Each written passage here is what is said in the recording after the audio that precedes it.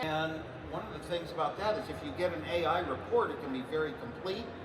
I think that the skills of politics are very different than the skills for technology companies to have success. So in general, I don't know. It does make sense to run a government like a business, but I don't see that happening in the case of Elon Musk. Yeah. I mean, when you run a business, you look around and you look for a consensus and a sharing, and if half your employees feel one way and half the other way, you negotiate, you compromise, or you take one bit at a time if they're looking to be efficient, one item at a time that maybe we can manufacture a different way or get a different part from somewhere else, but you don't just say everything is out and start fresh. So I don't like what's going on in that regard. And all the big tech companies are just so big. It's like they own our lives.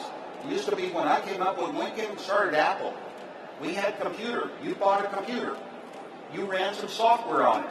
And you set up and ran your company or whatever with all this stuff, and it always worked, and it was your own. Whatever setups you made worked.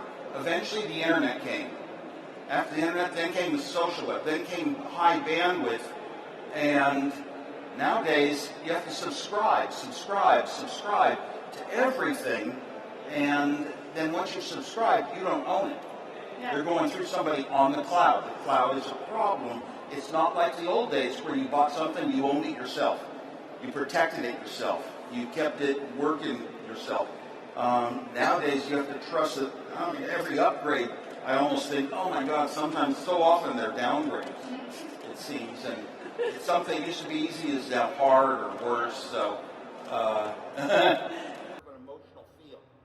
If we're expressing an idea, we know that it feels good or bad. We know how other humans will take it. Technology companies are huge, and if they're that huge and worth that much money, they have to have some political involvement. They've always hired, I'm so non-political. It's the guys that go to lunch with all the congressmen and push ideas on them. Yeah. I mean, we've always had that. So there's some involvement. There's got to be some involvement, but actually taking direct roles, oversight of it, just because they've made it big in technology, I don't like that at all from what I'm seeing. Scientific articles in scientific journals always have citations, so you can look at or here's the article that they took that from.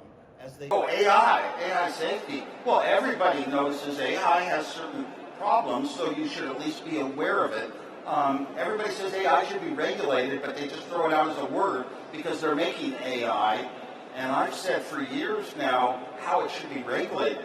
You should know if you're reading something that came directly from AI, not from a human that interpreted it and put it in their own words. It's coming from AI. You should be told which AI, how was it trained, what sources on the internet was it trained on. Subjectivity and people are different, and trying to condense it all down and saying there's only one answer.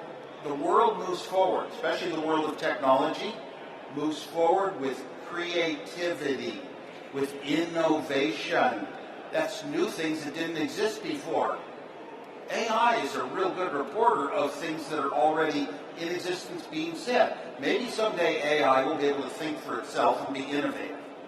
Maybe someday it might even have a little emotional feeling for, maybe a person rescues an animal. And I can cry when I read stories like that. And I don't think AI cries. So understand, I believe in the A. I just don't believe in the I so much. Human that interpreted it and put it in their own words. It's coming from AI. You should be told which AI. How was it trained? I'm like everyone else. Hold back, look at it, try to pass on what you think is good, and will the problems increase? Not to mention some of the problems with AI, the deep fakes. The deep fakes. I hate spammers. I hate the people trying to get your passwords and take all your money. I hate all this. And now they have one more tool. They have AI, so they can do a better job. And AI can trick you into things, and that's a method I'm not for.